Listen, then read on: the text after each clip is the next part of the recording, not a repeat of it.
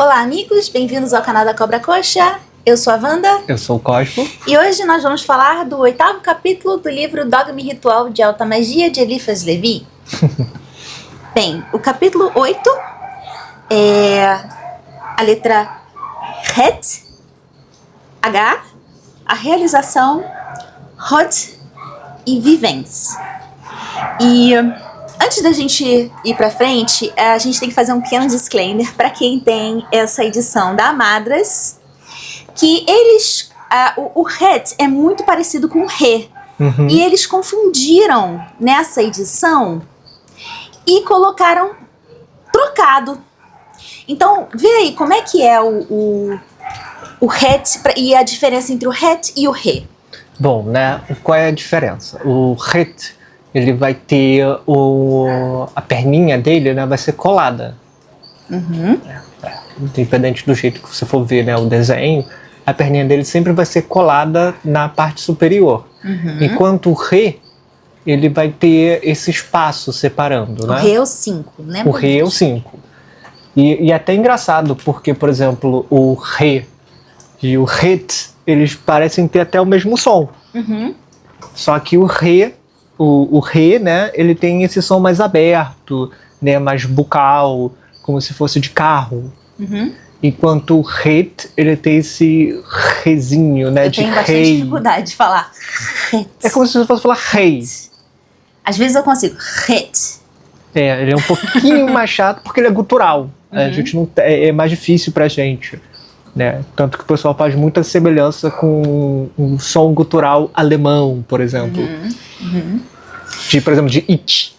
E vamos falar um pouco então sobre o Het. Qual é o significado dessa letra? Bom, o Het, ele vai ser um pouquinho mais complicado. Né? Porque ele, da letra em si, né, da origem da letra, ele pode significar parede, cerca, algo para separar. E isso você vai ver porque na formação da letra você vai ter como se fosse uma escadinha para cima, então ele também tem às vezes esse significado de escada, ou uma escadinha deitada, né, parecendo uma cerquinha.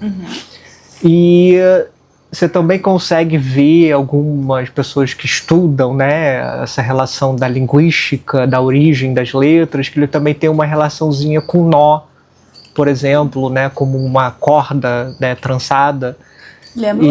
Que lembra o 8. Tanto que no hebreu,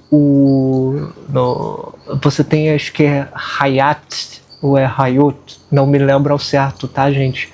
É como se fosse um costureiro, um artesão que trabalha com tecelagem, né? E o Het, né, ele também vai ter um significado de... Lá, quando a gente viu o Dalet, ele era porta. E o Het, ele vai ter um significado do lugar onde você coloca a porta, né? Como se fosse um batente, ou como se fosse uma passagem de um cômodo para o outro, onde não tem porta, né? Você só tem portal. Ou se você ir mais além, você consegue achar até uma ligação dele com um umbral, né? Soleira, umbral é soleira. Porque umbral nada mais é do que uma soleira, é uma pedra que você colocava separando, né, a entrada da saída de casa. Eu acho isso muito legal, porque umbral é uma palavra toda spooky, e tipo, o que é uma soleira? É uma passagem. Mas é legal. Ela delimita, né, o dentro de casa para fora de casa. Isso é muito importante. Muito, né? muito, realmente. E uma coisa legal, né, do Het, por exemplo, também tem outra questão. No judaísmo, o Het, na verdade não é nem o Het, né? Toda palavra que começa com uma letra, ou tem, às vezes você vai ter a soma total dos números da palavra, então eles têm o mesmo número que determinada letra. Então tudo isso para eles tem muito significado no judaísmo místico, né? Na Kabbalah, seja lá como você for falar. E você vai ver o Het muito associado com algumas palavras que tem que o hate começa elas. Por exemplo, você vai ter vida, né? Então a gente vira e mexe, escuta, sei lá, tipo em filme, alguma coisa onde tem judeu, a pessoa falando Lahai, né? Que Rai é vida, que começa com hate, né? Que vem de Haim, Hayan, alguma coisa assim. E você também vai ter, por exemplo, Hokmah, que é sabedoria, né? Que é a segunda Sefira, ela também tem uma forte relação, né? Então o Het, ele tem esse significado de sabedoria. Você vai ter também de Hem, que é a graça, no sentido, né, de nobreza, majestade. E você tem no judaísmo uma forma de viver, né, que é o Hassidut, que é retidão, né? Você está direito com os ensinamentos, né, com as práticas, aquela coisa toda. E mais interessante ainda é como o Het é formado. Porque, por exemplo, o Het, ele vai ser formado de um Vav e de um Zain, que são as outras duas letras que a gente viu, né, nos capítulos anteriores. Qual é o 6 e qual é o 7? O 6 é o Vav, né, que é a força que ele tem, o conceito, se eu não me engano, de Yashar, que é a força que desce, que é o canudinho, o canudo, né, o tubo, que é a força que conecta o céu e a terra. E a gente tem o Zain, né, que tanto que na grafia Stan, né, ele tem a coroa. O carro com a coroa. Que é aquela brincadeira, né, que tipo, a gente fez também, que a mulher é a coroa de seu marido, porque essas duas letras, elas têm esse caráter de força masculino e feminino. E isso tudo vai ser trazido pra gente no Het de uma forma bem interessante. Porque, por exemplo, o Het, ele também tem uma relação com o Dossel, que é o lugar onde os noivos se casam. Então você tem, né, o noivo e a noiva que juntos, né, se unem, e aí surge uma terceira pessoa no casamento, que é a presença de Deus. Então seria tipo o casamento perfeito, né? E essas duas letras elas são unidas, né, por essas duas linhas aqui, né, que formam como se fosse uma corcovinha de camelo, uma corcunda, que é um rateterô, e ela tem uma relação com o divino, por isso que ela está acima das duas letras, né? Quando os dois se unem, eles geram um caminho para o contato com o divino, né, para que Deus possa entrar na vida deles. E é interessante porque tipo, você vê a união dos dois, mas não tem um outro elemento aqui em cima. É porque Deus está oculto. E isso, no judaísmo, né, tem um conceito de pairar, que é o tocar sem tocar. Como Deus parava sobre as águas, né? Deus parava sobre o vazio, sobre a escuridão, aquela coisa toda. Ele está ali, mas ele não está ali. Que é o mesmo conceito, né, de que quando você junta essas forças interiores dentro de você, né, de Yayar e de Roser, você vai abrir uma porta, né, um portal para o divino, que é essa comunicação com Deus. A comunicação entre o casal forma uma comunicação com Deus. Porque essas forças a gente tem que lembrar que elas estão dentro da gente, né? Então, esse poder masculino e feminino são essa força de impulsão, essa força de retenção, essa força de atração, essa força de repelir, essa força de destruição, essa força de conservação.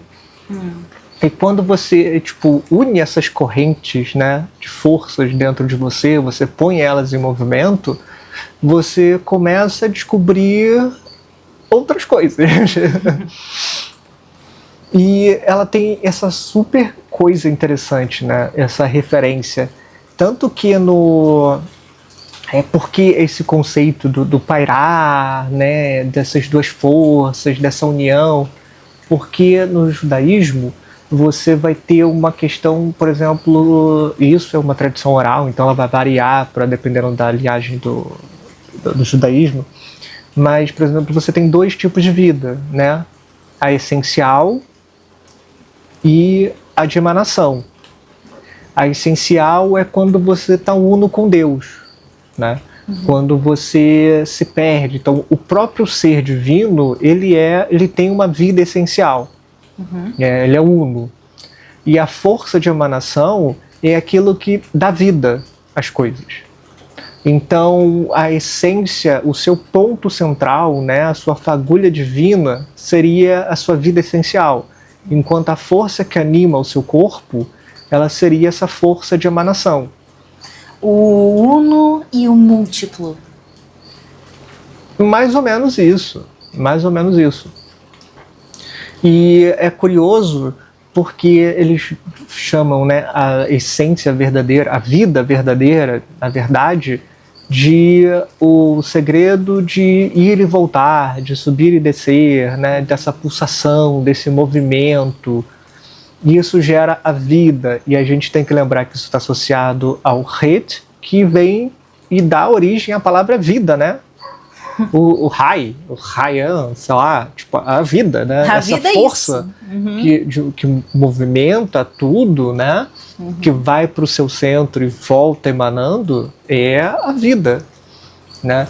Então, Deus está sempre nessa força que anima da vida, paira, toca sem tocar. Super maneiro, né? Pensa e faz e pensa. É como se fosse o estado de vigília e o estado de inconsciência, né? Você não pode, exatamente, né? Você precisa se retirar para deixar alguma força, né? E restaurar o seu corpo para você continuar a vigília no dia seguinte. Se você ficar muito tempo sem dormir, você começa a ter problema cognitivo sério. E o 8 seria esse entremeio. Esse movimento. Esse movimento. Que tem muito a ver com o próprio formato do 8, né? Esse de ciclos que geram ciclos, que a eternidade. Sim, tanto que o 8 deitado, né? É o símbolo do infinito.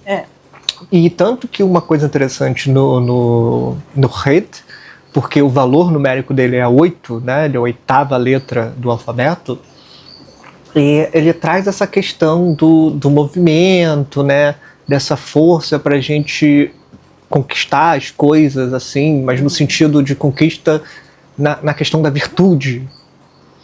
Mas ele também lembra a gente, né? Que se a gente for se perder nesse movimento, você se perder no infinito.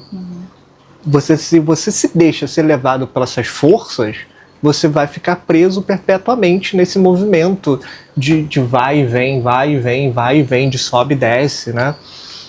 E o 8 ele vem ensinar pra gente, né, através do seu formato, que existe um ponto, um centro, onde essas forças se equilibram.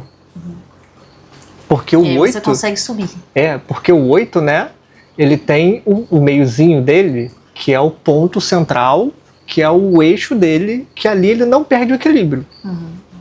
O 8 ele vem ensinar, tipo, que essas forças existem, mas se você estiver no seu centro, você escolhe quando você vai subir e quando você vai descer.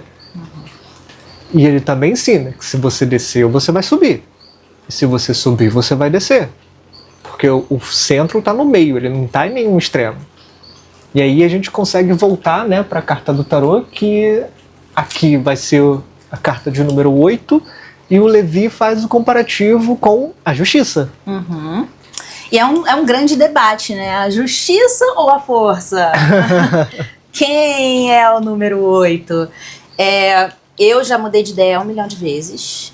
Já tentei, já fiz sentido muito da força ser no 8, justamente por ela ser essa necessidade de equilíbrio em movimento, né? E guiar das forças essa que é força necessário para você, no caminho do louco, chegar à maturidade do tanto que o Crowley, né, chama a carta de número 8 não de justiça, né, mas de ajustamento. Ajustamento. Porque essa força que sempre tende ao equilíbrio. Sim. Mas a gente vê isso também na justiça, né? Que é o que, pra mim, é o que me traz de volta à justiça, porque ela é a balança. Uhum. E ela também é a noção de que ações têm consequências. Perfeito. Então, assim, é aquela coisa do karma, né? Uma coisa leva a outra, que leva a outra, que leva a outra, que... Uhum. E tipo assim, e você vai fazendo os ciclos, né? E isso combina muito com a justiça. Porque o karma é nada mais do que as consequências das ações, as consequências da vida, né? Então... Não sei, qual é o seu time? Deixei nos comentários. Pois é. O 8 é força ou é justiça? Bem, então a gente pode entrar no capítulo, né? Mais alguma coisa? Tem Rod. Não, claro, tem muita coisa. A gente ainda tá no título, vamos lá. Rod. O Rod, cadê a árvore da vida? Aqui.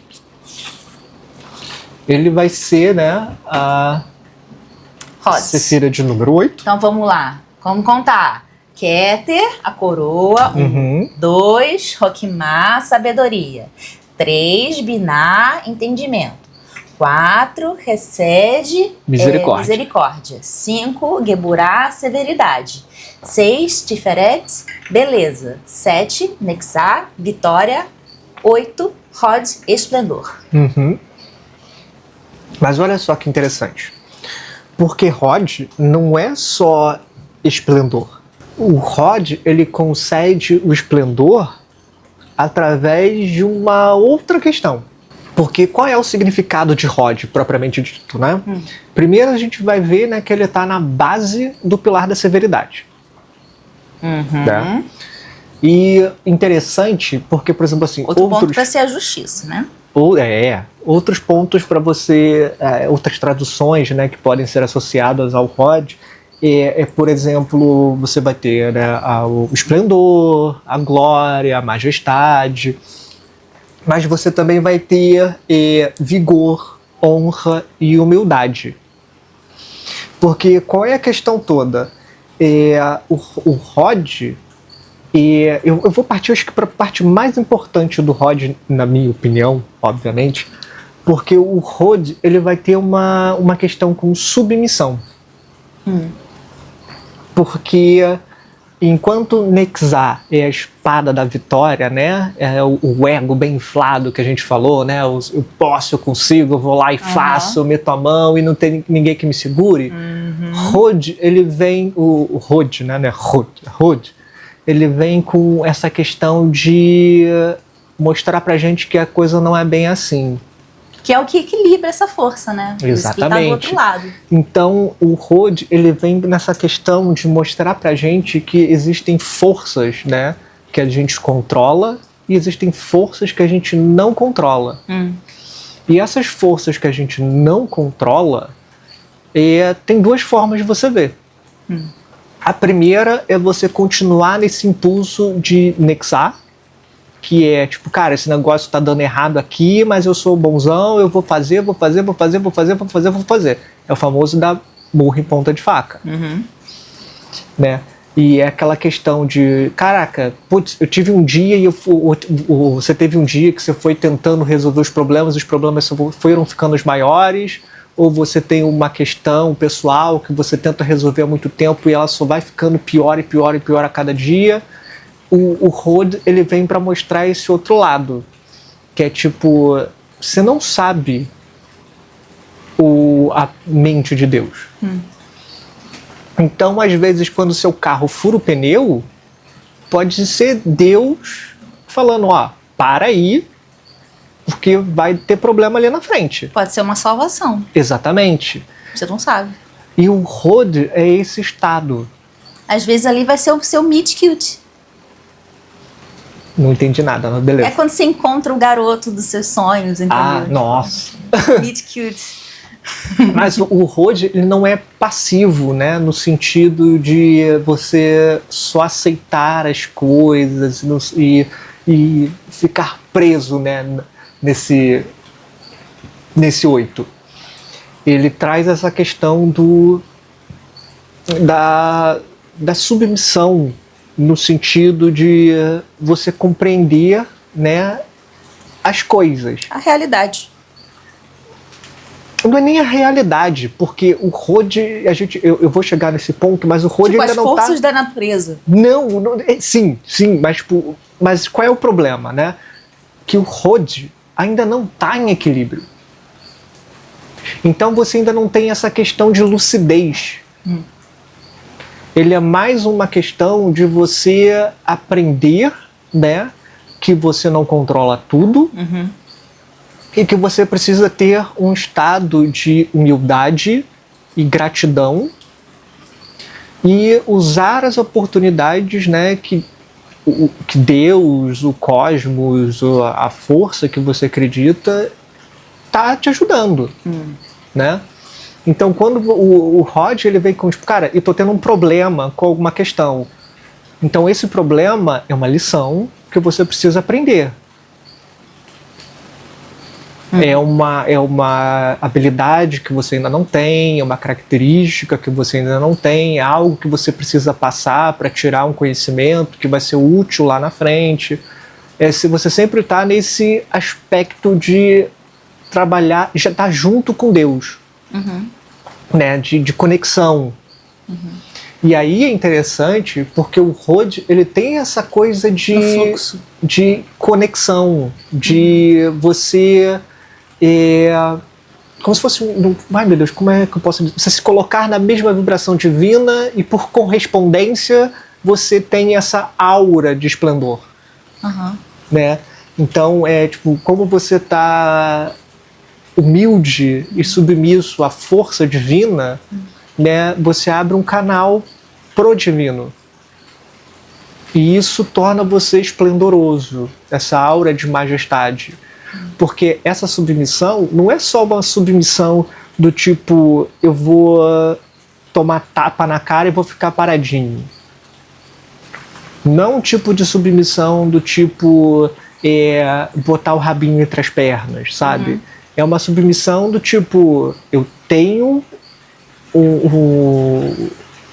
é como quando você se coloca, você acha a sua verdadeira vontade e você não passa mais a fazer as outras vontades. Você vive para aquela coisa. Você tá na zona. Você tá na submissão de você mesmo. Você não quer mais ser aquilo que você não é. Você aceita o que você é e você trabalha com o que você tem, com as oportunidades que você tem. Então você está submisso ao seu eu superior. E por você estar submisso a essa força superior, você brilha. Você tem o esplendor e a majestade. Legal. Cara, eu não sei se a gente falou isso no último vídeo ou se a gente só conversou sobre isso. Mas a gente estava falando que eu assisti a primeira parte do documentário da Celine Dion. E eu me emocionei muito porque ela tem, sabe aquela pessoa assim, chique, que não tem aquela falsa humildade, mas tem uma humildade, assim, sabe? E ela falando sobre a voz dela, né? Que a voz dela levava ela para os lugares, a voz dela mandava. Ela só ia, acompanhava, né? E o grande problema é que ela agora desenvolveu uma doença que ela não consegue mais cantar. É, bizarro. Então, assim, ela falando que, poxa, a minha voz, ela me levava. Agora, o que vai me levar, né? Mas ela tinha essa atitude de exatamente isso, humildade, mas que ao mesmo tempo tinha um orgulho no que ela fazia, sabe? E era bonito, então levava ao Tiferet. Ela equilibrava esse Metzar com esse Rod e era bonito de ver. Então ressonava, né? Achei exatamente interessante. Essa palavra é perfeita, é ressonar. Você ressona, né, com essa força divina. Você compreende, por exemplo, como a gente falou no episódio passado, né, que se você tem um dom, né, e você abusa desse dom, você está sendo displicente, né? Porque tipo, esse dom você tem porque você tem agora. Não quer dizer que vai ter amanhã, né? Então, você ser grato pelo que você tem, pela sua habilidade, e fazer o melhor que você pode com essa habilidade enquanto você pode, né? Saber que, tipo, essa força divina te deu esse dom para você usar esse dom é uma coisa super legal. E isso realmente dá uma aura de beleza, né? Esse esplendor, essa majestade, essa graça. É uma pessoa chique. Mas assim, né, a gente voltando a bater um pouquinho nessa tecla, e como você falou, a gente ainda precisa de outra Sefira para equilibrar. Então, não é da mesma forma que você tá com o ego lá em cima, né? E achar que você pode tudo, você tá em desequilíbrio, você também não pode ser só vítima exatamente, das circunstâncias. Você precisa compreender que você tem esses dois poderes. Não vou bancar de vítima das circunstâncias. Você tem Você tem força, né, para conquistar as coisas, mas você também precisa entender que existem outras forças em movimento e que se você tá, né, conectado com o seu eixo, com o seu centro, né, expressando a beleza, o esplendor, né, divino, essa força tá agindo a seu favor também. E não pense você que quando você sair, né, do seu eixo, não vai vir uma punição. Pelo contrário, vai vir uma punição certeira para trazer a justiça, te colocar no teu lugar e falar, ó, presta atenção, hein? E eu acho que esse é um ponto legal da gente entrar tanto em realização quanto no próprio capítulo. Porque é aquela coisa, as causas são reveladas pelos efeitos e estes são proporcionais às causas. A gente vê o que uma coisa, qual era a intenção de alguém pelo resultado. É aquele famoso ditado, né? Você conhece a árvore pelo fruto. Tá? Então, o número 8, ele é bom como a justiça, sim, porque a consequência... Tem uma pessoa na nossa vida, né, que tipo, ele tem um ditado que é muito engraçado, que é da onde você menos espera, né, que não sai nada mesmo. Então, tipo, a árvore é conhecida pelos seus frutos. Então, assim, e o 8, ele vai tanto falar disso no sentido de sabedoria, né, de tipo assim, que as nossas ações têm consequências, quanto de uma forma mágica. Com certeza. Nessa questão de que as nossas ações têm consequências mágicas também, astrais.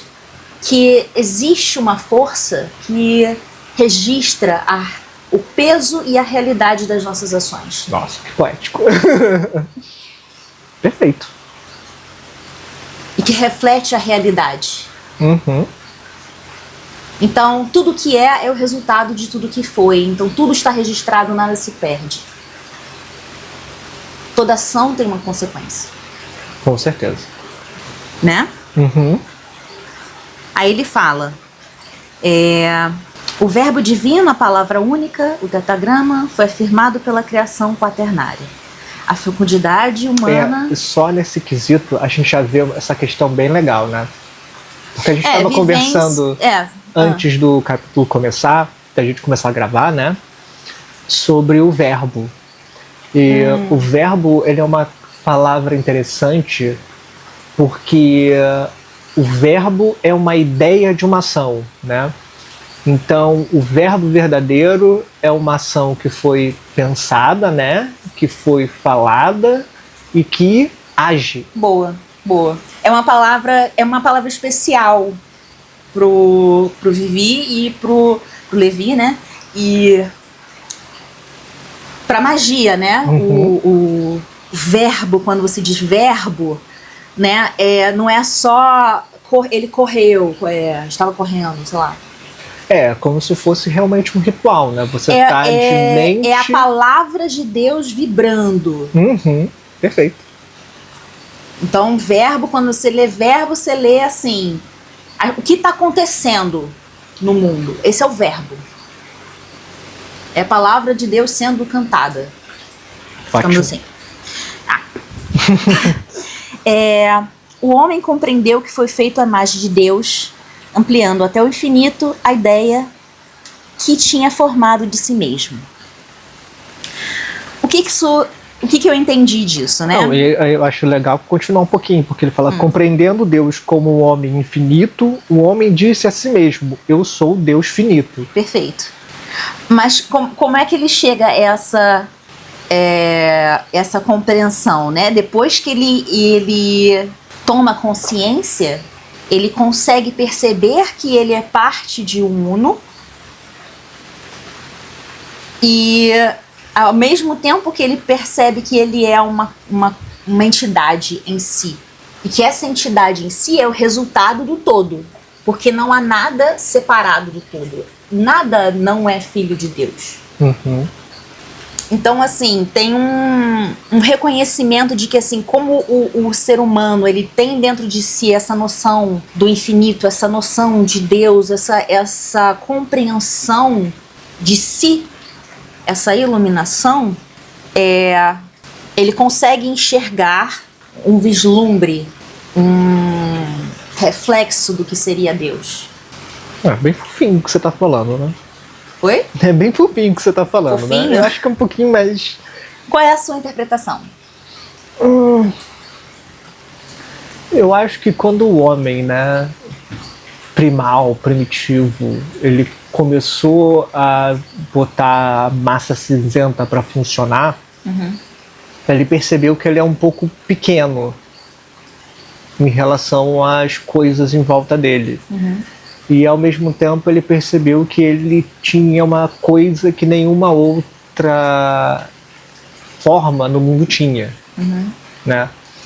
E evoluindo, trabalhando essa ideia ao passar das eras, eu acho que o homem chegou ao conceito de que, tipo, eu domino a natureza, porém eu ainda sou pequeno na natureza. Então existem forças na natureza que respondem a outras causas. E pensando dessa forma, você conseguiu ir subindo a linha de pensamento, a introspecção, né?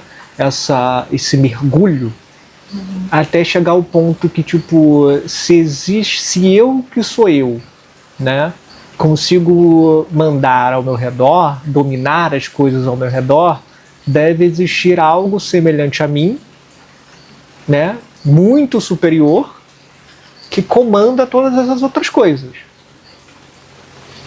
Então essa coisa deve ser muito poderosa. Logo, ela deve ser um Deus. Então, como eu tenho o poder de fazer as coisas igual esse ser tem o poder de fazer as coisas numa forma maior, eu sou feito à imagem e semelhança dele. Quem que roubou o fogo dos deuses? Prometeu. Prometeu, isso. O famoso prometeu e não cumpriu. Prometeu que roubou o fogo dos deuses. Exatamente. A queda de Adão e Eva, que rouba o conhecimento do bem e do mal. Né? Essa responsabilidade também, essa questão de responsabilidade, essa questão de noção das consequências, coloca um peso interminável. Para mim, é o problema da eu chamo consciência, de marca né? do Adão, né? A consciência, é a marca do Adão. Ele fala mais à frente. Mas só uma pausa aqui, tipo, não é bem isso que eu acredito não, mas beleza. Eu acho que esse é um raciocínio que evoluiu conforme o tempo. Para mim, em algum momento da vida, todo mundo experiencia Deus e é um baque. Né? E aí tem gente que compreende, tem gente que enlouquece, tem gente que, digamos assim, não liga e segue a vida. Tipo, eu só fiquei meio maluquinho. É o preço de você roubar a consciência divina, né? Fogo da inteligência. Uma hora a luz vem. Nem que seja no momento da morte. Nem que seja no momento da morte.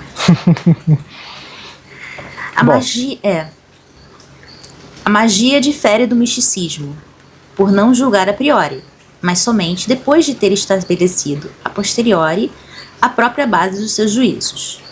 Ou seja, depois de ter compreendido a causa pelos efeitos e descoberto o segredo dos efeitos desconhecidos na própria energia da causa por meio da lei universal da analogia. Assim, nas ciências ocultas, tudo é real. O mago não admite como certo no domínio das ideias, senão que está demonstrado mediante a realização da palavra. É aquela coisa do 8, né? Você tem que... É a teoria e você testar. E você ter uma coerência entre a sua ação e a sua palavra, o seu pensamento. E também tem uma questão de, digamos, de análise, né? De autoanálise aí. Porque você julga a causa através do fruto, né? Do resultado. Uhum. Então eu estou aqui por quê? O que eu fiz no passado que me trouxe até aqui? Uhum. E a questão também, tipo, dos exercícios mágicos, desse pensamento, dessa coisa toda. Do experimentar. Eu acho que, assim, nas ciências ocultas, tudo é real. Uhum. Isso eu acho que é a dica. Com certeza. Por quê? É uma analogia, mas quando você está fazendo, é literal. Porque você está mexendo no astral. Com certeza. Uma coisa interessante, eu até separei... deixa eu ver se eu consigo achar rapidinho pra gente. E o significado de analogia. Aqui, vamos lá. Analogia é uma proporção. Consiste em um processo cognitivo de transferência de informação ou significado da fonte para um alvo. É uma relação de semelhança entre dois elementos que, à primeira vista, podem parecer completamente diferentes. Os conceitos de associação, comparação, correspondência, metáfora, semelhança e similitude estão relacionados à analogia. Uhum. Então, né, analogia é aquela coisa de eu trazer o significado de uma coisa para outra. Por exemplo, eu posso dizer que essa pedra é tão dura quanto o diamante, né? É uma analogia. Então eu uso um diamante na minha magia que eu quero que seja muito resistente. Então eu compro um diamante para significar o casamento, que o casamento vai durar para sempre. Eterno. Tô lançando uma magia com aquele diamante. Analogia, o poder da analogia, né, é uma coisa muito curiosa. Não que tenha que ser um diamante, tá? Eu sou fã de pedras alternativas para noivados e casamentos. Eu acho que a gente tem que ser criativo, gente. Sem contar que diamante ele é legal para fazer broca, né? Para fazer ferramenta. Porque ele é meio feio. Nada a ver. Enfim, voltando pro capítulo. Rubi, o que é verdade? Safira, esmeralda. Olha só que pedras bonitas. Granada. Nossa, lápis lazuli. Não, lápis lazuli não, porque não dura muito. Escolha pedras com uma dureza razoável, tá? Isso é importante. Não escolhe pérola, porque pérola é um saco pra você usar na mão. Blá, blá, blá. Tá? Não escolhe. Dica da tia Wanda. Pra noivado, escolhe uma pedra com uma dureza maior. Resumindo a dica da tia Wanda, se você for uma pessoa desastrada, use diamante, porque aí a pedra não vai quebrar. Tá, mas pode ser uma safira, que também é bem dura. Como fugir do tema, parte 1. O que é verdadeiro na causa se realiza no efeito. A realização da palavra é o verbo propriamente dito. Né? Aquela coisa do verbo que a gente falou. Então, exatamente isso que a gente já falou, né? A realização da palavra, ou seja, a relação da palavra de Deus. É o verbo, é a realidade é propriamente dito, que é o que acontece. Aí ele fala, né? Um pensamento se realiza ao se converter em palavra. Esta se realiza pelos signos, sons e pelas figuras dos signos. Este é o primeiro grau da realização. Depois, se imprime da luz astral por meio dos signos da escritura ou da palavra. Então, assim, pensou... Continua. Tá. Ela influi sobre os outros espíritos, refletindo-se neles, se refrata atravessando o seu diáfano dos outros homens, aí toma as formas e proporções novas, depois traduz em ato e modifica a sociedade e o mundo. Este é o último grau da realização. Isso é magia, né? Que engraçado. É exatamente isso. Então, qual é o primeiro grau? É um pensamento que é uma coisa muito vaga, se transforma em um pensamento mais cristalizado. Então, eu fiz um discurso na minha cabeça, entendeu? E aí, qual é a próxima coisa? Eu falei esse discurso. Então, esse discurso agora faz parte da luz astral. Ele já fazia parte da luz astral, né? Aquele dentro da minha cabeça. Mas ele agora está impresso no mundo, porque aquele som vibrou e afetou. E aí, quando ele... dessa forma, ele vai refletir e se refratar nas outras pessoas. E no ambiente em geral, porque ele afeta o quê? A luz astral. E quando vira um ato, é a última forma que realmente traduz aquilo, quando aquilo encarna aquilo, né? Quando aquele pensamento, aquela palavra, vira um ato. Ou falando sobre magia, né? Você tem um ritual onde você está concentrado intelectualmente, emocionalmente, e através dos atos você influencia, né, forças através da ação desse eixo, que você põe essa força em movimento no universo.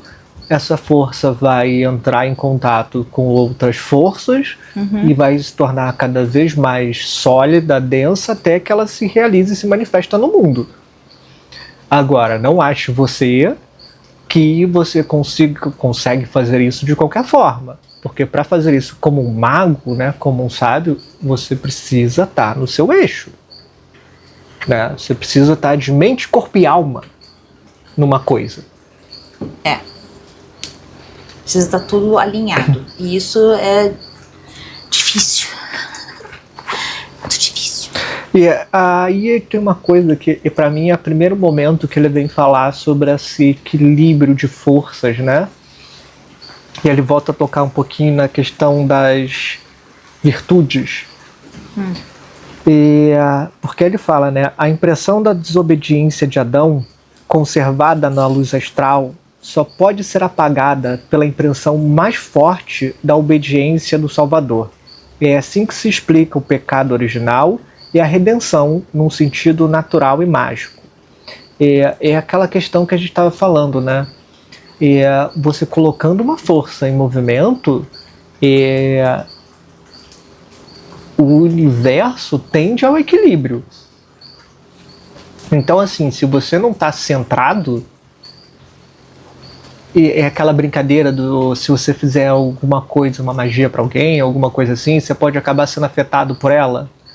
Porque se você põe uma força em movimento e você não está em equilíbrio, você automaticamente chama o universo para te equilibrar.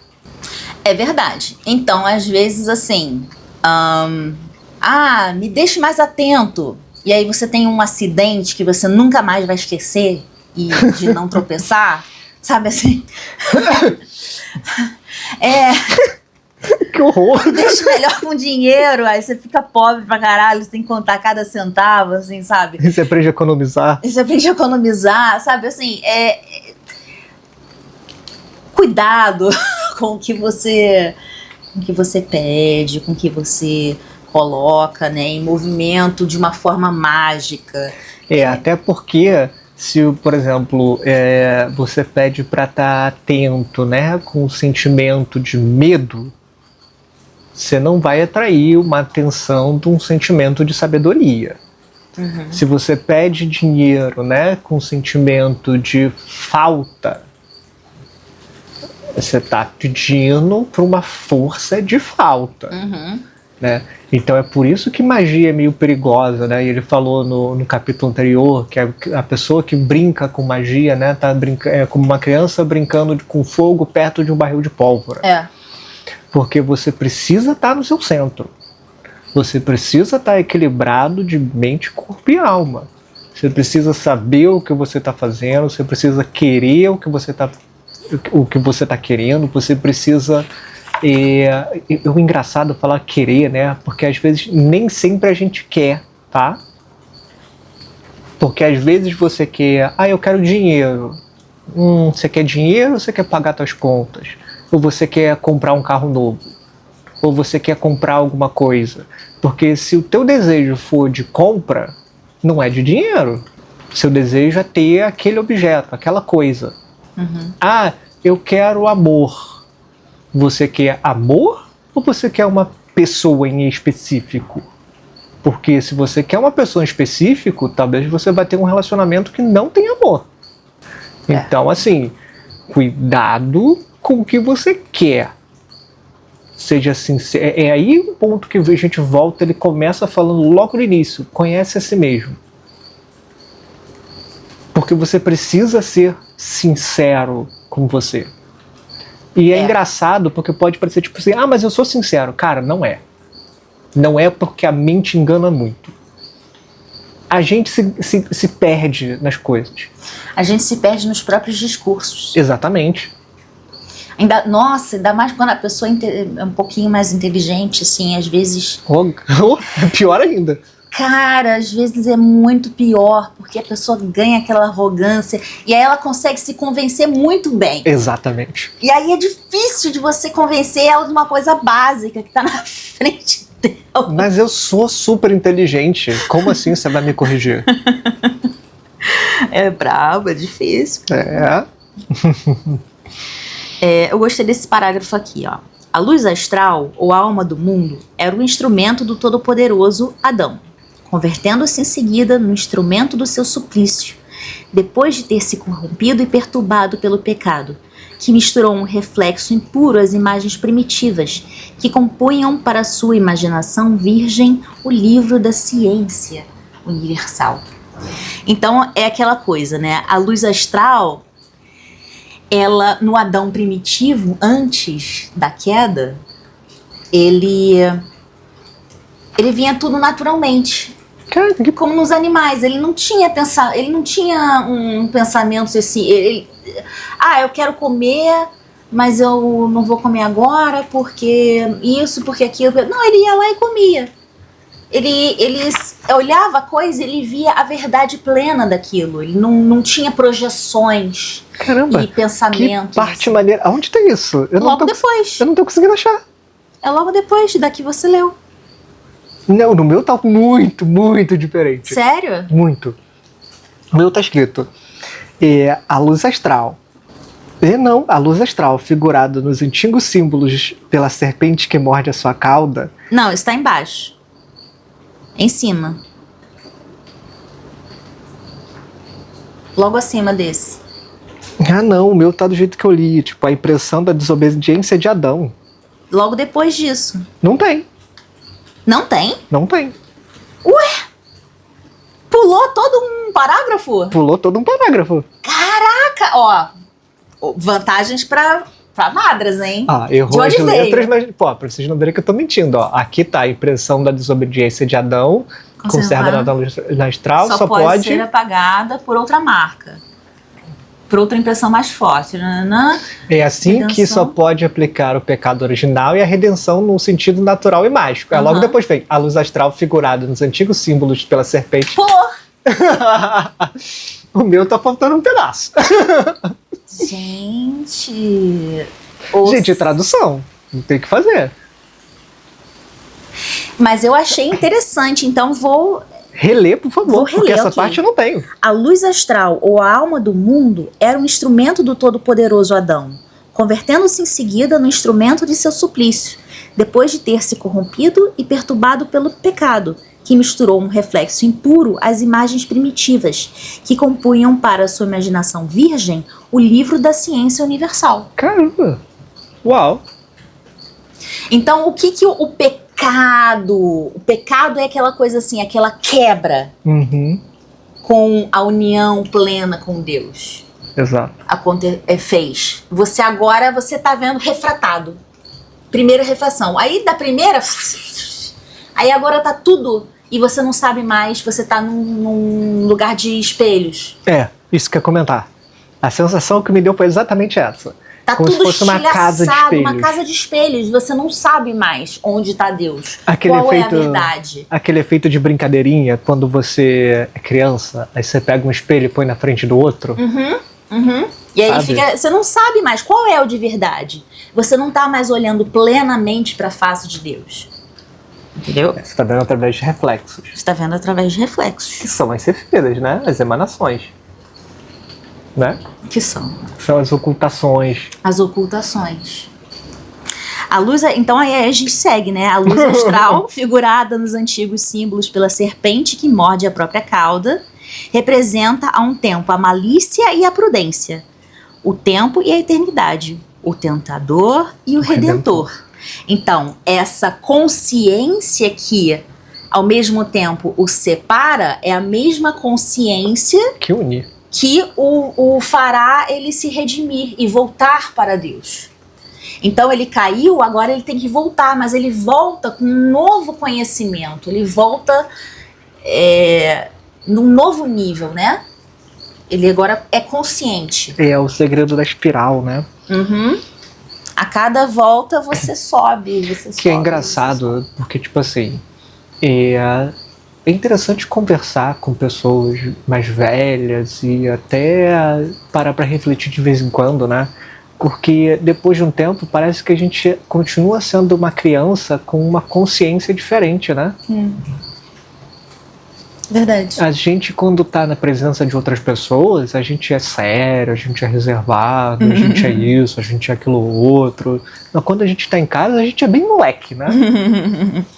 E isso é uma coisa interessante, porque você sempre é você. A diferença é que você sempre passa numa jornada, né? Que pode ser a jornada do herói, e você sempre volta pro mesmo ponto, só que de uma forma melhor. Ou deveria. Ou você sempre volta pro mesmo ponto. Se é melhor ou pior, a vida vai continuar te ensinando. Isso é uma lição que é verdade. Olha, se você tem uma coisa que você não aprendeu ainda, a vida vai ficar te esfregando a cara. Sabe aquele negócio? É o conceito do Rod, né? Na tua cara, naquele problema. Até você enxergar. É o conceito do Rod, né? Porque você tem que entender que, tipo, existem forças que, poxa, caraca, eu só me atraso pro meu trabalho e sempre, toda vez que, tipo, eu saio um pouquinho mais tarde, acontece um monte de desgraça.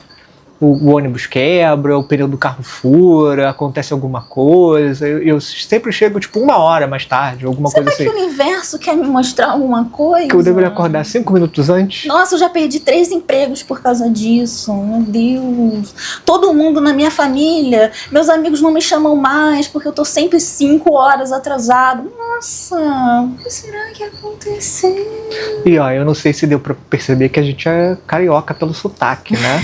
Mas assim, é uma coisa que eu acho horrível, mesmo sendo carioca, porque é uma questão de, você chegar tipo 5 minutinhos atrasado é uma coisa, só que o carioca, ele marca uma coisa às 5 horas, sabendo que todo mundo vai chegar às 9.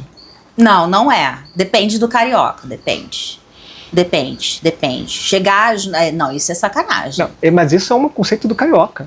Não, eu sou carioca e nunca não passei por isso. Eu sou pontual, eu sou chato. Eu acho que assim, é de bom tom Tipo, se você vai se encontrar em algum lugar, você pode se atrasar uns 5, 10 minutinhos. Se você vai na casa de alguém, você, tipo, atrasa uns 20 minutinhos pra dar aquele tempo da hostess dar um jeitinho na casa e fazer aquela última Do anfitrião arrumada, guardar né? alguma coisa que ele esqueceu. Mas também não vai deixar ela esperando tanto tempo que o negócio vai esfriar, vai estragar as coisas, entendeu? Então, de bom tom, sempre. Vamos usar a cabeça, né? O que ele vive dizendo. Vamos E usar... voltando, uma coisa que eu achei super legal nessa parte, né? Que ele fala que que essa luz, né? Ela tanto serve ao bem como ao mal, né? Uhum. E poderíamos compará-la a um cavalo de natureza análoga, né? Semelhante, que é atribuída ao camaleão e que sempre refletisse a armadura de seu cavaleiro. Uhum. Ou seja, se você fala, se você pensa, se você age através das virtudes, né, essa luz astral, ela sempre ressoa de forma luminosa, de forma virtuosa. Né? E se você é uma pessoa que fala uma coisa e faz outra, né, está sempre com malícia, né, tentando tirar uma vantagem, alguma coisa de uma questão, ela muda de forma, né? Uhum. Então é essa questão, às vezes, que a gente chega perto de uma pessoa e fala, meu santo não bateu com ele? E ele fala, né, o veículo da vida. Por isso que é um cavalo, né? Porque essa luz astral, ela faz a conexão com o mundo divino, o mundo mental, o mundo das ideias e o mundo físico. O mundo da essência, né? Então ela dá forma à vida. Ela tá em tudo, e essa imagem do camaleão eu acho muito interessante, assim, porque juntando com aquela imagem do Deus pairando sobre as águas, Uhum. do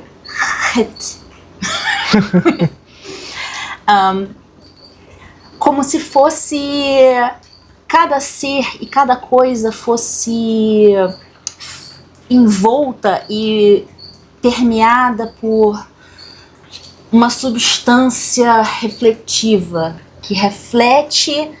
Perfeito. E brilha, assim, tudo que bate nela. Então, de cima Esplendor pra baixo, que rode, de baixo né? pra cima, entendeu? Não vou fazer o de baixo pra cima, de cima pra baixo, assim como embaixo, assim como em cima, entendeu? Então, ela que faz. Por isso que o 8 é essa luz astral e esse umbral, esse mundo onde vivem os fantasmas, Uhum.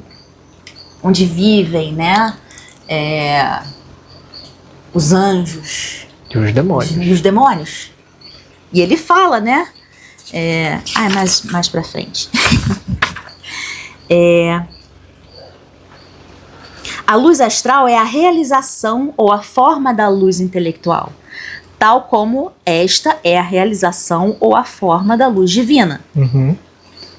Né? Então... E o interessante, né, que ele fala, né, que os atos, né, essas coisas, as ideias, elas impregnam, né, a realidade, essa coisa toda. Uhum. E ele comenta uma coisa Miasma. e ele comenta uma coisa, né, que o grande iniciador do cristianismo, né, ele quis separar seus discípulos da esfera do ambiente e dos reflexos e fazê-los atentos unicamente à luz interior, a fim de que, por meio de uma fé comum, pudessem comunicar-se mutuamente por meio de novos cordões magnéticos, a que chamou graça. Né? E é engraçado que é aquele negócio que a gente está falando, né? Essa luz interior é o teu centro. Uhum. E quando você está no seu centro, você é senhor de si. Então você não é levado por forças externas, né? Você se mantém naquela resistência de estar correto consigo mesmo. Uhum. Então você se torna senhor de você através desse contato com essa luz interior. Você é livre. Mas é um livre meio submisso, Uhum. né? Mas para ser livre, você tem que ter essa submissão. É a verdadeira liberdade. E é o que ele chega a falar, né?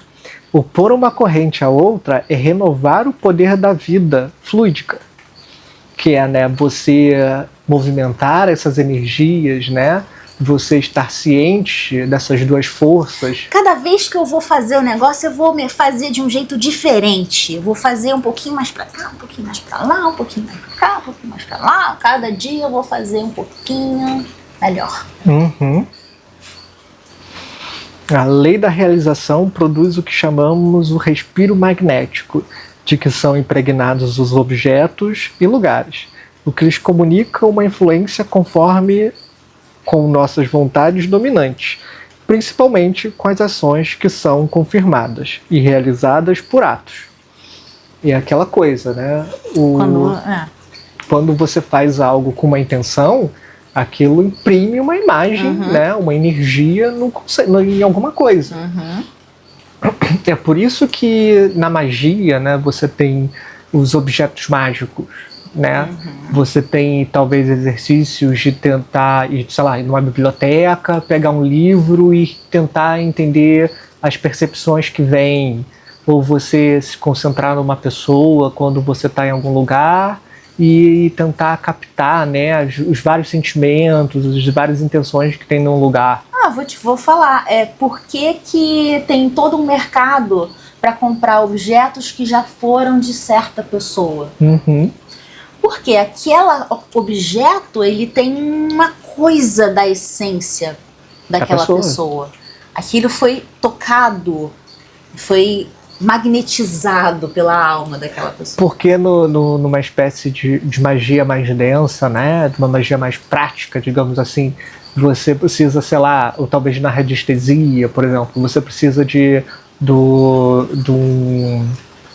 um objeto da pessoa, do nome da pessoa, né? Para fazer, sei lá, um boneco de voodoo, você precisa do cabelo, unha, alguma coisa assim. Porque aquilo está impregnado da essência da pessoa. Isso.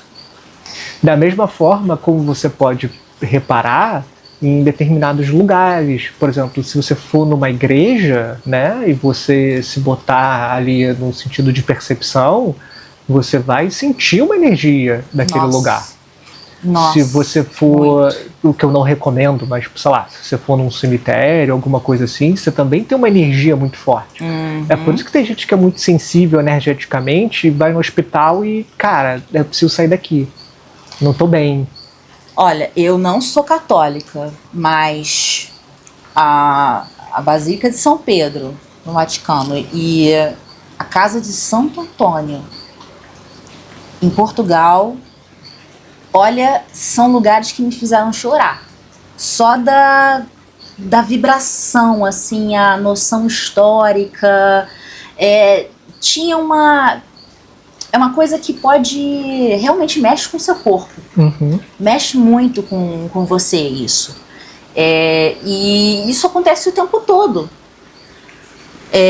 Nossa casa tem uma vibração. Tem lugares que você vai e você já sente, tipo assim, nossa, que lugar com energia pesada. E tem lugar que você chega, tipo, nossa, que lugar leve, que lugar legal, gostoso. não dá vontade de ir embora, sabe? Nossa, que coisa gostosa. Então... É uma coisa assim, que a gente vê na prática, né? Agora você pulou essa parte aqui. Essa parte eu acho interessante. Qual parte? Opor uma corrente a outra corrente é renovar o poder da vida fluídica. Assim, os reveladores nada mais fizeram do que adivinhar, pela precisão de seus cálculos, a hora propícia para as reações morais.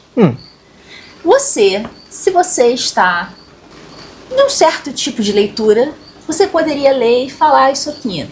Tipo, tá.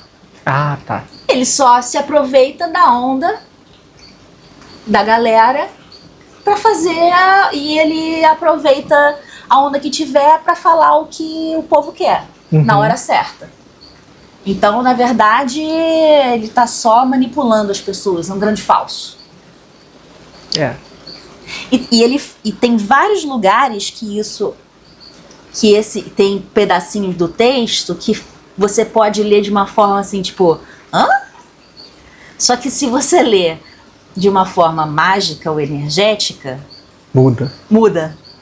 É igual em capítulo anterior, não me lembro se foi o último, que ele fala do amor, né? Você quer ser amado, então você quer ter alguma coisa, não dê. né? Mas ele não tá falando de você manipular pessoas. Uhum. Até porque logo no início do capítulo ele fala, né? Se você é uma pessoa... Esse livro te fará um sábio ou um idiota, um insensato. Porque se você for ler, né, de forma de má intenção, você só vai ver mais intenções. Só vai... Não, tipo assim, se você seguir de uma forma ruim e você pegar, tipo, eu quero ganhar os poderes, os segredos, os não sei o que, assim, tipo, sabe, numa coisa dark, isso só vai te transformar mais dark, tipo assim, você só vai ficar mais babaca, e aí vai dar mais errado, e tipo assim, só vai... Eu vou numa então outra... é perigoso. Eu vou numa outra vertente, eu não falo nem que vai dar errado, porque vai dar certo. O problema é que isso tem consequências. Esse é o problema, né? Depois não reclama. Depois não reclama, né? O problema é quem vai junto, né? Falta de responsabilidade. Mas, bom, sei lá. Ele continua depois, né? Com efeito, o agente universal ou a luz astral latente sempre procura o equilíbrio, preenche o vazio e aspira ao pleno. É por isso que faz contagioso o vício, como certas doenças físicas, e serve poderosamente ao proselitismo da virtude. É aquela questão do que a gente comentou, né? Tipo, você tá botando forças em movimento, aquela coisa toda. Só que toda vez que você lança uma força, né? Você tá abrindo mão de parte da sua energia, digamos assim. E você fica meio vazio. E tudo sempre tende ao equilíbrio. Então você vai voltar, né? Você vai absorver coisas que você está se sentindo, né? Que você acha que aquilo vai te fazer bem. Uhum. Então é uma questão de tomar cuidado. Porque assim, às vezes é melhor você estar centrado, né? E fazer as coisas pelo seu próprio esforço do que você arriscar botar certas forças em movimento. E a gente vai entender isso um pouquinho mais lá pra frente, porque ele vai falar disso. Tipo, cuidado com especulações perigosas? É mais no sentido de tipo... Como é que você tá em questão de equilíbrio, né, emocional, psicológico? Porque... você colocando... aí entra... Existem forças que podem se aproveitar de uma abertura ou uma fraqueza emocional, com certeza, mental, ou espiritual, ou física, ou qualquer... Porque aí vem o segredo do calar, né? Porque quando você não aprende a calar, principalmente, né, a cabeça, quando você põe forças em movimento, começam a vir ideias, começam a vir coisas. E se você não tiver nesse equilíbrio, você corre o risco de cair. Porque uma coisa que é interessante, né, e que ele comenta que tipo, as vozes sedutoras, ao proselitismo da virtude, que é, poxa, a virtude não é algo bom? Se você tá equilibrado na virtude, se você tá no centro, né? Virtude é danada pra dar vaidade, né? Isso, como diria, né, o advogado do diabo, né? Vaidade é o meu pecado favorito. Vanity, my favorite. Muito bom. A alma aspira e respira exatamente como o corpo. Aspira o que crê ser conveniente à sua felicidade e respira ideias que resultam das suas sensações íntimas. As almas doentes têm mau hálito e viciam a sua atmosfera moral. Isto é, misturam seus reflexos impuros com a luz astral, que as penetra e nelas estabelecem correntes deletérias. É interessante porque você cria, né, a sua própria atmosfera e você também se alimenta dela. Né? Então não é aí que a gente volta a falar da fonte do equilíbrio, aquela coisa toda, né? Um pouquinho da questão da hipocrisia. E é até interessante falar sobre a hipocrisia, né? Porque hipocrisia vem do grego, né? Que é hipo e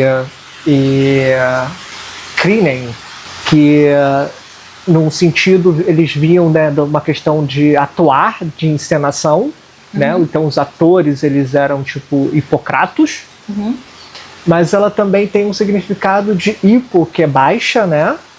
E esse krinen seria decidir, então seria uma baixa decisão. Nossa, que legal. Então Quer dizer, não legal, mas maneiro. Seria um fato de tipo você falar uma coisa e fazer outra. Então é tipo, eu falo uma coisa para parecer bonitinho e eu faço outra porque é o que eu desejo, de verdade. E você provou que você sabe que é errado porque você falou. Então você já sabe. Você sabe o que é certo, você sabe o que é correto, você sabe. Fez errado mesmo assim. Então você tem um desejo baixo, digamos assim, né? Ou um baixo desejo, que pode ser de outra forma, né? E você vai criando uma atmosfera em volta de você que às vezes a mentira se torna verdade até pro mentiroso. E isso se tornam ideias infecciosas que podem ter consequências perigosas, né? Acho que não é segredo nenhum que tem muita ideia que dá ruim, né? No mundo, né? Bom, seguindo, né? Você tem algum comentário aí mais à frente?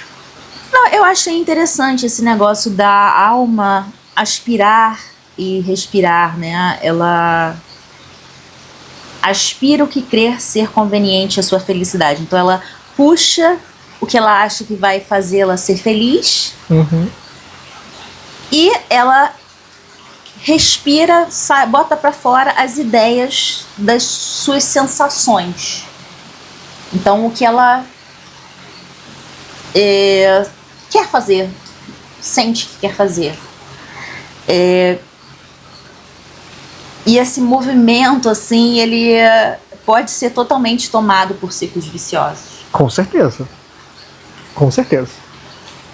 Então, assim, é aquela coisa, né, do cuidado com o que você consome, do que você se cerca, sabe, assim... Não é que é tudo ruim, entendeu? Você só pode ouvir música pura e não pode ler um romance picante porque, isso é lixo, entendeu? Não pode fazer nada que ouvir uma fofoca, sabe? Tipo, equilíbrio. Mas ter noção de que você se alimenta de certas coisas, essas coisas vão fazer parte de você. Se você só procura merda pra consumir, tipo, a única coisa que você vai atrás é saber as cagadas que as pessoas fizeram, entendeu? Então, você vive disso, você só fala disso, sua vida é consumida por isso, entendeu? Você olha a sua dieta. Exatamente. Você vira uma mosca. Poxa, se em nenhum momento você para no seu dia pra tentar, né, aprender algo novo, dar um cleanse, ver uma coisa legal, uma coisa construtiva, né, uma coisa que vai fazer você crescer, que vai fazer você se desenvolver, né, você começa a ir para outros caminhos, né. E ele comenta, né, o respiro magnético produz em redor da alma uma irradiação de que ela é o centro e ela rodeia-se do reflexo de suas obras, que lhe fazem um céu ou um inferno. Não há atos solitários e não poderia haver atos ocultos. Tudo que realmente queremos, isto é, tudo que confirmamos pelos nossos atos, fica escrito na luz astral, onde se conservam os nossos reflexos. Estes reflexos influem continuamente sobre o nosso pensamento, por meio do diáfano. E é assim que cada um se torna e permanece filhos das suas obras. Não tem como fugir de você, né? Não tem como fugir de você. Você E quer aí ser melhor? é aquela Seja coisa melhor. assim, do purgatório, né? De você ter que da marca que supera a outra marca, né? Você não tem nada que não fique registrado, sabe? Você bem, Este corpo fluídico submetido como a massa de luz astral a dois movimentos contrários, atrativo à esquerda e repulsivo à direita, ou reciprocamente nos dois sexos, produz em nós as lutas dos diferentes atrativos e contribui para a ansiedade da consciência. Muitas vezes é influído pelos reflexos dos outros espíritos e é assim que se produzem quer as tentações, quer as graças sutis e inesperadas. É aquela coisa, né? Semelhante atrai semelhante. E também tem essa questão das forças, né? Que quando elas não estão em movimento, em constância, em equilíbrio, elas provocam essas ansiedades, né? Essas ansiedades intelectuais. Porque a cabeça não está no lugar. O que você faz não corresponde ao que você pensa. suas ideias não correspondem aos fatos.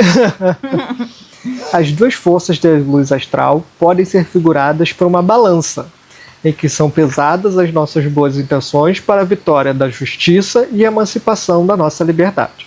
É a justiça, né? Se o que você faz não corresponde ao que você é, né, ou o que você fala, isso vai gerar um desequilíbrio. Pô, você pulou a parte dos anjinhos? Qual parte dos anjinhos? Ué, esta é também a explicação do dogma tradicional dos dois anjos, que nos assistem e nos experimentam. Ah, tá. As duas forças da luz astral podem ser representadas por uma balança, na qual são pesadas nossas boas intenções para o triunfo da justiça e a emancipação da nossa liberdade. O anjinho e o diabinho. É aquela coisa entre o 7 e o 8.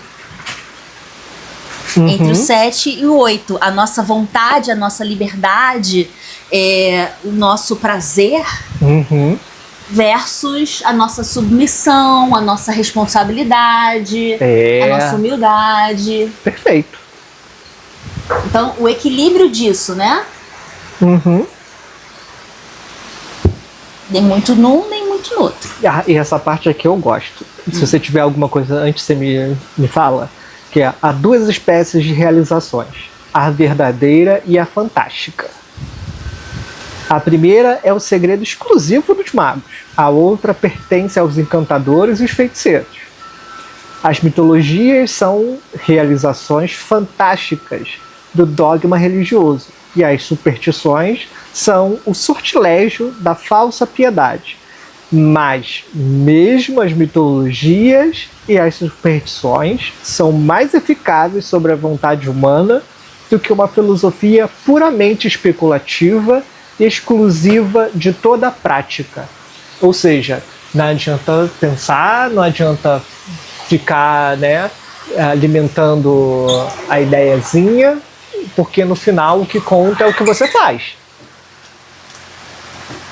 Então, às vezes, é melhor você ser um supersticioso, né, que consegue realizar as coisas, do que você ser uma pessoa super inteligente, né, super blá blá blá, e não fazer um pingo de caridade, não fazer um pingo de uma coisa boa.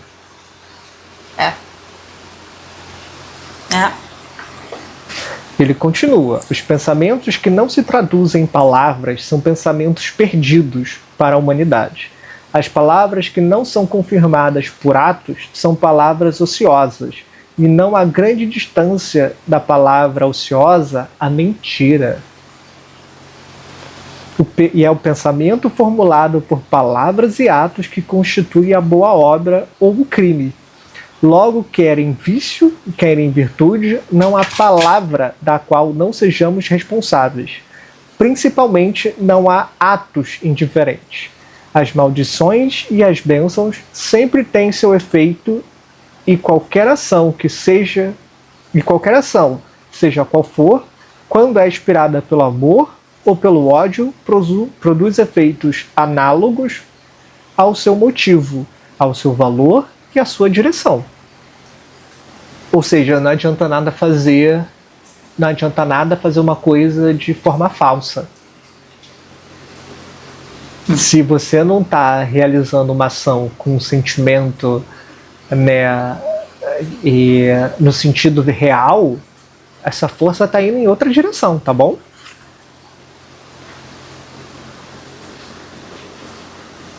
Aí ele fala um pouquinho mais, né, sobre essas questões, né, de magia, de semelhança, de esses efeitos e maldições, né, de se colocar contra certas correntes, que ele comenta, né, o imperador cujas imagens tinham sido mutiladas... Antes que... Não há, sobretudo, o pensamento formulado por palavras e conformado por atos é o que constitui a boa obra ou o crime, né? Se você ler. Deste modo, no vício e na virtude, somos responsáveis por todas as palavras. Não há, sobretudo, atos indiferentes. As maldições e as bênçãos sempre surtem efeito, e todo ato, seja o que for, quando inspirado pelo amor ou por ódio, gera efeito análogos ao seu motivo, ao seu valor e à sua direção. Aí ele conta a historinha do imperador que não se importou porque eles estavam destruindo as imagens e, tipo assim, fala sério, ele tinha que se importar. Okay. Porque há pessoas que não se ofendem impunemente, e se a injúria que se lhe fez é mortal, desde já se começa a morrer. Há outras que nem sequer cruzais em vão, e até mesmo o olhar altera a direção de vossa vida. O basilisco que mata com o olhar não é uma fábula, é uma alegoria mágica. Então, mas ele também... Então ele tá falando assim, tipo, tá... Não tem maldição nem bênção que vá em vão. Então, tipo, se você tem alguém que tá te maldizendo, você não pode só ignorar aquilo, entendeu? Você, tipo, aquilo vai ter um efeito. Não? Eu não entendi muito bem essa parte. Sim, porque logo depois ele fala... Tá, mas antes, como na partezinha, né, ele fala dessa questão, né, do imperador que o pessoal fez, né, uma depreciação da sua imagem, e ele comenta, né, e se realmente semelhantes insultos feitos mesmo contra a vontade caíssem sobre nós por uma influência fatal, se a arte dos enfeitiçamentos fosse real, como não é permitido a um adepto duvidá-lo, né? Porque assim, influência vai ter. Agora, o que ele vai comentar mais pra frente, né, é que antes de se opor a uma corrente, é preciso que a pessoa se assegure bem se possui a força ou se é levada pela corrente contrária, né? E é aquela coisa, você vai botar uma força em movimento, você tem controle sobre essa força, ou quando o impacto voltar, você vai ser arrastado pela força do equilíbrio, né? Porque se você tem uma balança, né, ela está equilibrada, e você põe muita força de um lado, a balança vai empurrar para o outro, né? Porque a tendência da balança é se equilibrar. E é aquele famoso, você está no centro, ou você vai ser arrastado pela força do 8? Você consegue ir e voltar, independente se é para cima ou para baixo? Porque se você for para cima e tentar ficar aqui em cima, a força vai te puxar para baixo. E se você não tiver força para centrar de novo, ela vai te jogar para baixo, para cima, para baixo, para cima, para baixo, para cima, para baixo. O que eu entendi do imperador é que, tipo assim, o vandalismo contra a imagem do imperador seria um vandalismo contra o próprio império e contra a paz que reina dentro desse poder e desse império. Sim, mas isso é social, né? Não é mágico. Não, isso é social. Eu tô falando dessa Isso é social. dessa historinha do... Tanto que ele fala, né? Tipo, o desdém do imperador, né? Diminui mais ainda a abominação do seu pecado. Então, Porque né, ele não se importa com a imagem do... que o do povo tem dele. Que o povo tem dele, né? Então, se ele não tem a preocupação com o que o povo acha dele, né? Ele tá se achando acima do povo. E aí gera mais ódio. Opa! Teve uma pequena pausa. Tá chovendo pra caramba aqui, gente. Você ia falar sobre o imperador. É que ele fala sobre o imperador que desdenha, né, quando o povo rasga a sua imagem e blasfema contra a sua imagem, aquela coisa toda, né? E o imperador faz uma piada, né? Tipo, não me sinto ferido.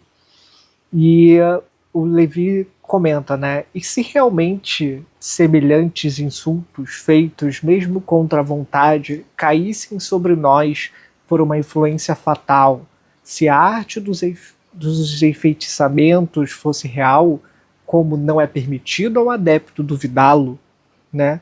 Quanto não seria mais imprudente e até mais temerária ainda a palavra deste bom imperador?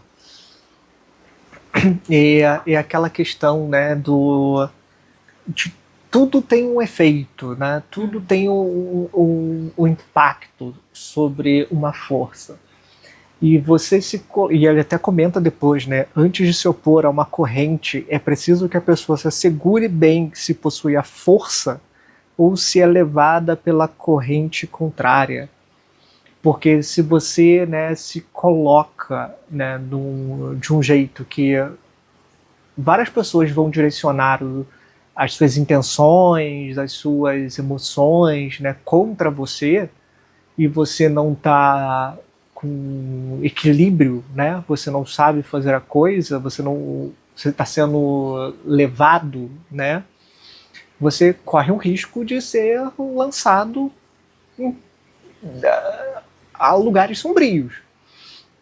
Por exemplo, vamos dar um exemplo simples aqui. Você está numa roda de amigos, né?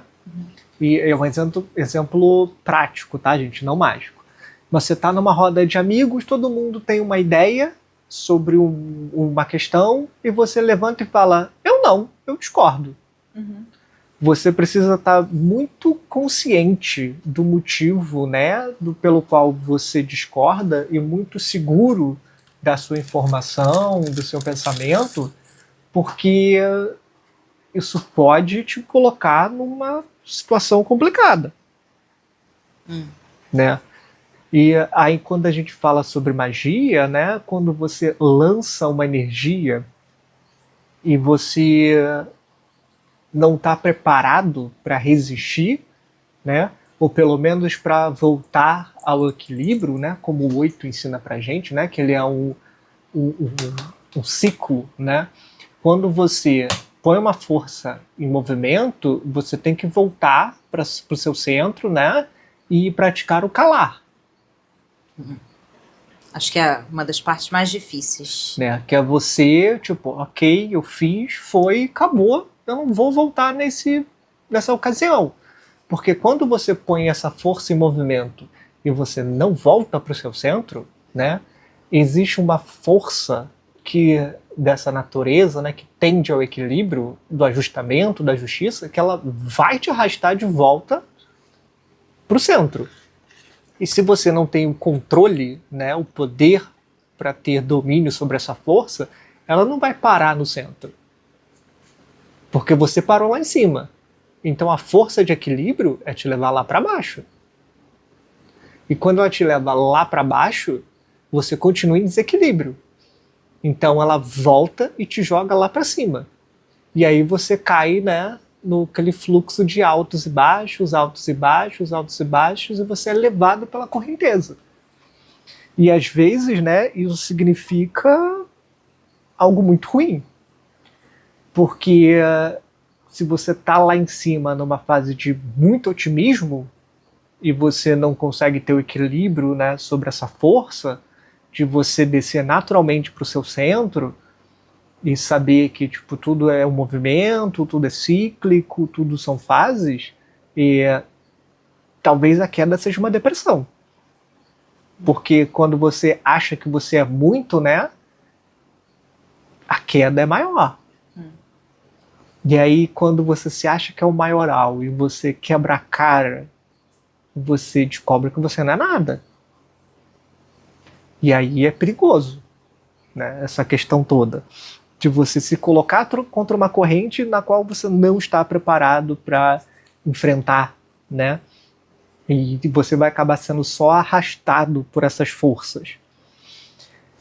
Ou, por exemplo, você querer fazer um feitiço para ser contrário a uma força que está acontecendo, né? Uhum. E na verdade você só está colocando mais lenha no fogão. Perfeito. sobre aquela questão. É a questão que a gente viu do Rod, né? Da Sefira, que às vezes uma coisa ruim está acontecendo no momento para o nosso bem, né?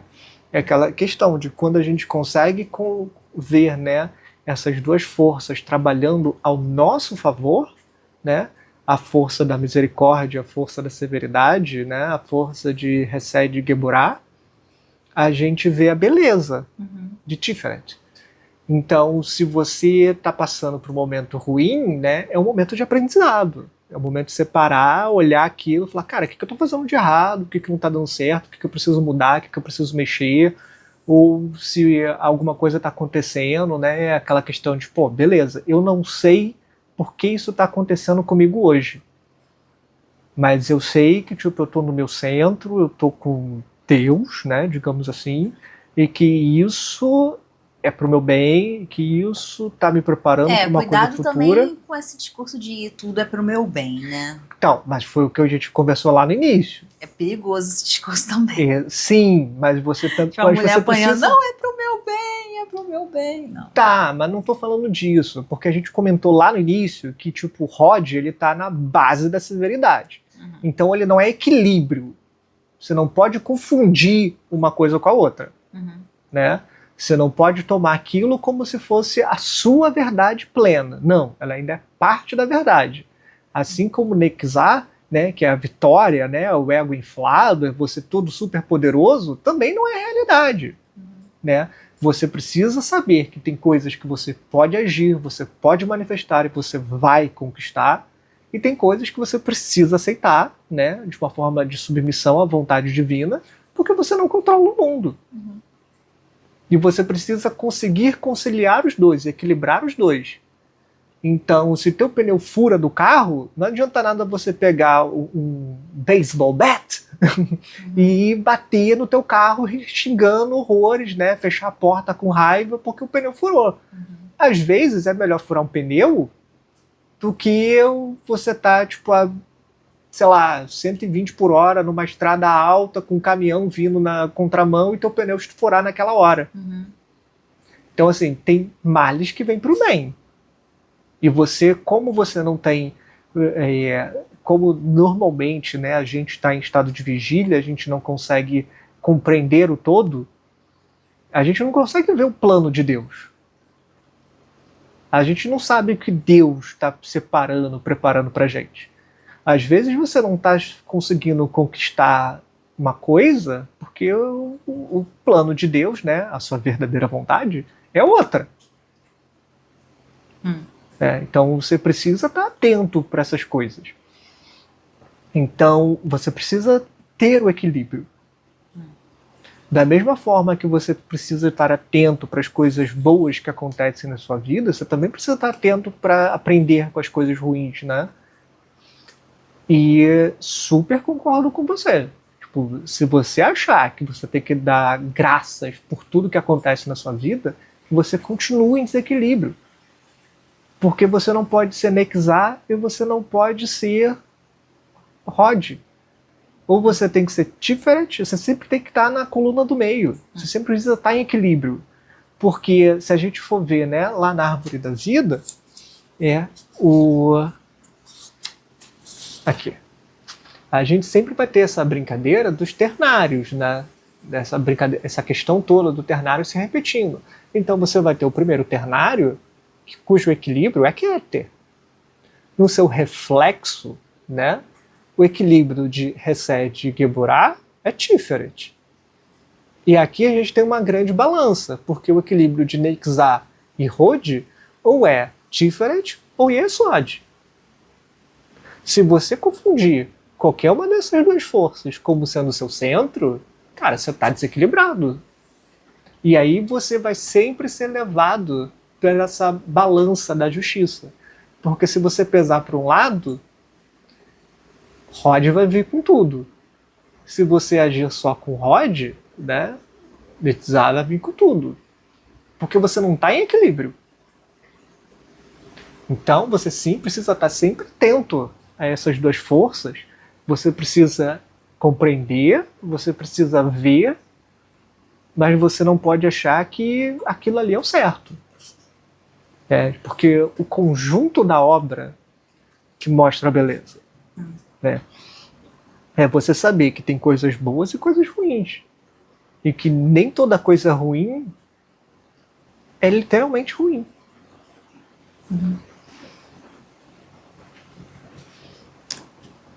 Bem, ele fala de várias mortes, assim, tipo... Eu acho que o que esses parágrafos sobre essas mortes, essas pessoas, assim, tipo, ele chega e fala assim... o problema é que eles defenderam a sua causa fora da estação. E eles se opuseram a uma corrente elétrica e caíram fulminados por seus raios. Assim, o que eu li, primeira coisa que veio na minha cabeça, tipo, às vezes não vale a pena ser o chato na festa que é do contra com tudo. Ok, funciona. Mas ele está falando também sobre uma questão de oposição de forças, né? Porque ele traz essas imagens públicas, né, para mostrar a gente que não importa quem você seja, não tem como você combater com certas forças. Então ele traz a imagem de várias pessoas que são poderosas, né? São pessoas super inteligentes, são pessoas super dotadas, são pessoas nobres, que quando elas se colocam contra forças sobre a qual elas não têm domínio, elas se ferram. Né? E ele fala uma coisa interessante sobre essas maldições, né? Sobre essa questão toda, porque principalmente sobre o sentido do perdão, né? Que é bom você sempre se colocar. É muito bom você não amaldiçoar ninguém. Que ele chega e fala isso no finalzinho do capítulo. Você tem mais algum adendo? Ele fala, né? Impopularidade pode ser uma prova de integridade e de valor, porém não é jamais uma demonstração de prudência ou de política. Prudência com certeza não, né? E aí, em contrapartida, as injustiças infligidas aqui. Em contrapartida, as injustiças infligidas a um só homem podem e devem, se não forem reparadas, causar a perda de todo um povo ou de toda uma sociedade. Perfeito. É o grito de sangue. Porque quando uma sociedade, né, incrimina, né, não consegue absorver uma pessoa inocente, significa que os valores dessa sociedade já estão bem perdidos, né? Não, ou que ela permite que atrocidades aconteçam. Uhum. Quando ela permite que certas atrocidades aconteçam, ela perdeu seu equilíbrio, seu estado de justiça, né? Seu estado de justiça. E é bem interessante essa questão toda, né? Seu confiança. Aí ele fala uma parte também legal. Todo mundo sabe, né, que maldição e bênção de pai e mãe sempre pega. Mas antes disso aqui também tem uma parte interessante. Ó. É por causa dessas leis terríveis de solidariedade que o cristianismo tanto recomenda o perdão das injúrias e a reconciliação, Aquele que morre sem perdoar lança-se na eternidade armado de um punhal e se devota aos horrores de uma eterna matança. É aquela questão, né? Tipo, quando você... porque é bom, né? E qual é o problema de você ter inimigos? E qual é o problema de você alimentar determinados sentimentos ruins, né? É porque, no final das contas, quem sofre de verdade é você. Sua alma tá presa naquele inferno. Porque quando você tem um inimigo, né, mesmo que você pode agir com deboche, você nutre um sentimento ruim, né? Então, quando ele fala lá do imperador, da questão do deboche dele, em vez dele reparar, né, e tentar criar mais amigos, ele cospe na cara dos seus inimigos e isso gera mais ódio. E aí você percebe que, na verdade, quem está alimentando esse sentimento ruim é o próprio imperador. Então, quando você tem, né, esse sentimento de perdão, de você chegar, é tipo, cara, ó, tudo que você está sentindo agora é teu. Da minha parte, eu não carrego mais nada. Então você se torna leve. E a pessoa, né, ao contrário, ela que se torna escrava desse sentimento ruim. Porque você perdoou. O teu coração não está mais pesado, né, na brincadeira da balança de Mate? Do Egito? Acho que é. Acho que faz sentido. Não me lembro certo. Não me lembro de quem é, né? Que você tem a pena e o coração. Né? Porque quando o seu coração está leve, né? Quando você é justo, quando você está vivendo através das virtudes, né? Da onde uma das quais é o perdão, você não está... Você está no seu centro. Você não está sobre os efeitos do ego inflado, da depressão, né? Você se liberta do karma. Exatamente. Você se torna senhor das suas emoções, né? Não quer dizer que você vai ser um banana, né? Você pode sentir raiva, você pode sentir tudo, mas você vai ter a sua autonomia sobre esse sentimento. Né? Não é o sentimento que te controla, é você que controla o sentimento. Então, e aí que vem o conceito da justiça e do bem maior. Porque se você é severo com amor, você não está sendo severo. Se você faz caridade com amor, você está praticando a verdadeira caridade.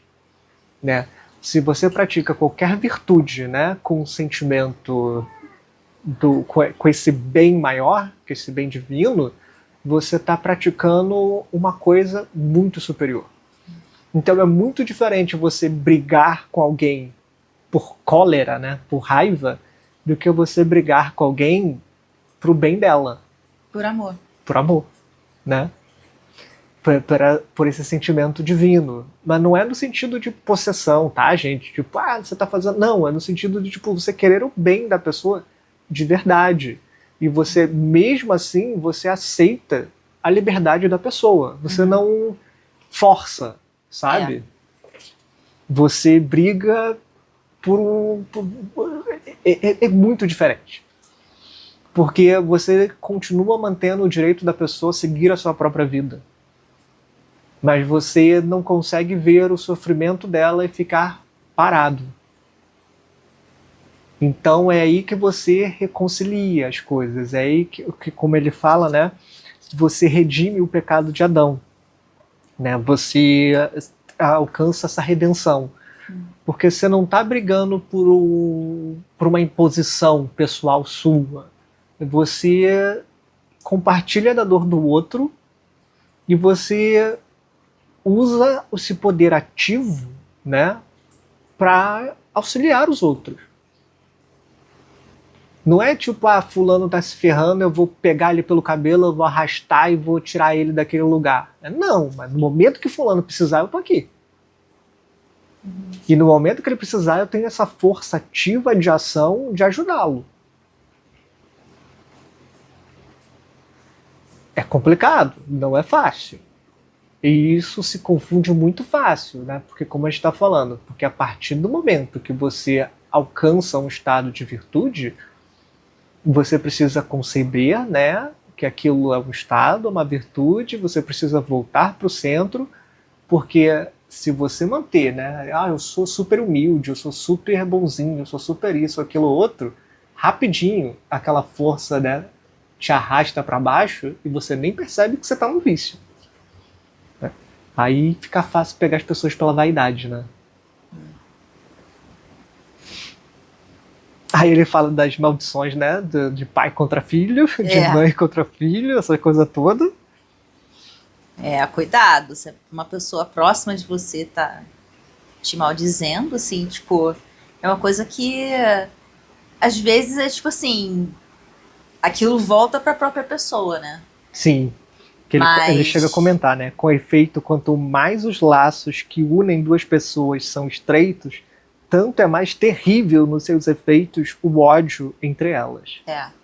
Né? Então, que é aquela assim, brincadeira do amor e ódio. É aquela coisa, uma mãe maldizer uma filha, assim, e ser uma coisa ruim à toa, assim, tipo, aquilo rebate nela e fica muito mais potente e feio e, tipo assim, e vice-versa, né? Um filho falando mal de um pai. É terrível. É terrível. E ele comenta, né? Nesse quesito, a frase dele, pelo menos na minha tradução, é maravilhosa. Todavia, os pais que tomem cuidado com isso, porque não se acende o inferno no seu próprio sangue, e não se vota os seus à desgraça, sem queimar e tornar infeliz a si próprio. Nunca é um crime perdoar, e sempre é um perigo e uma ação má amaldiçoar.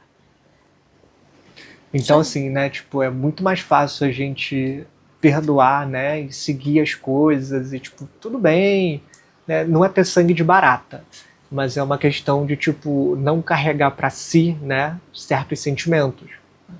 Porque quando a gente... E às vezes, inclusive, saber quando se afastar, quando Exato. tirar aquela pessoa caridosamente da sua vida.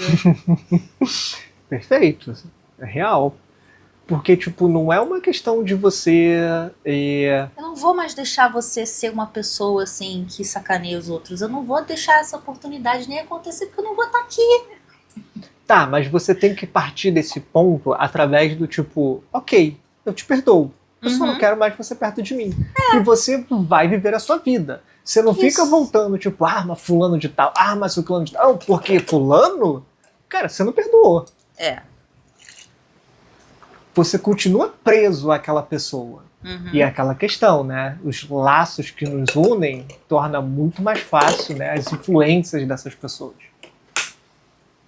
E, né, voltando a comentar que Rude, né, ainda não está equilibrada, né? Então a gente precisa de mais um elemento para formar o equilíbrio, né? Que vai ser o 8 mais 1, né? Que vai virar o 9. E vai ser o próximo capítulo. Próximo capítulo! Então a gente vai ficando por aqui hoje. Deixe o seu like, o seu comentário, as suas opiniões aí. O que você acha, o que você discorda, o que você concorda. E a gente se vê no próximo capítulo. Valeu! Tchau, tchau!